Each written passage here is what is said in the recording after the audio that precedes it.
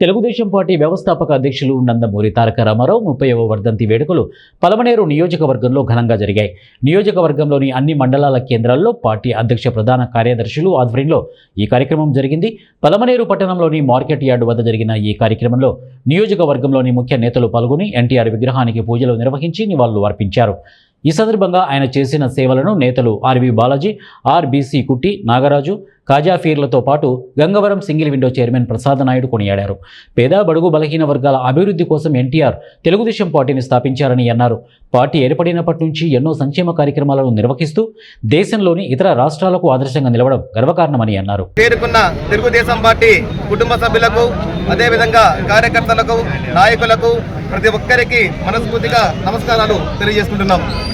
మన ప్రియతమ నాయకులు స్వర్గశ్రీ నందమూరి తారక రామారావు గురించి ఎంత చెప్పినా కూడా తక్కువే.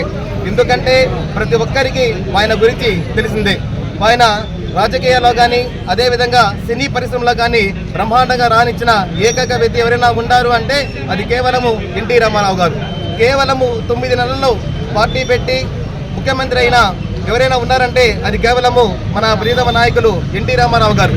అంతేకాకుండా ఆయన ఒక వేషధరంలో కానీ శ్రీకృష్ణుడు వేసినా, వెంకటేశ్వర స్వామి వేసినా, దుర్యోధనుడు వేసినా, ఏ వేషం వేసినా కూడా చేతులెత్తి ముక్కాల.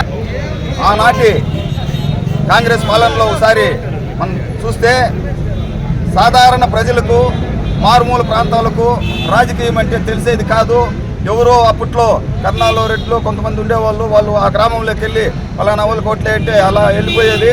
అటువంటిది సామాన్యునికి తెలియజెప్పి రాజకీయాన్ని అట్టడుగు స్థాయికి తీసుకెళ్లిన మహానుభావుడు నందమూరి తారక రామారావు గారు.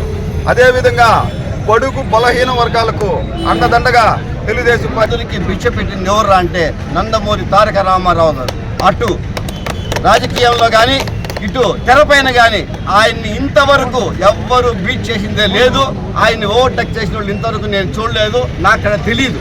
అలాంటి తెలుగుదేశం పార్టీలో మేమందరూ సభ్యులుగా ఉండడానికి నేను చాలా మనస్ఫూర్తిగా నేను అభినందిస్తున్నాను. ఎందుకంటే ఎన్నో పార్టీలు వస్తుంటాయి, పోతుంటాయి. ఆ రోజు ఇంతకుముందు మన ప్రసాద్ గారు చెప్పినట్లు కాంగ్రెస్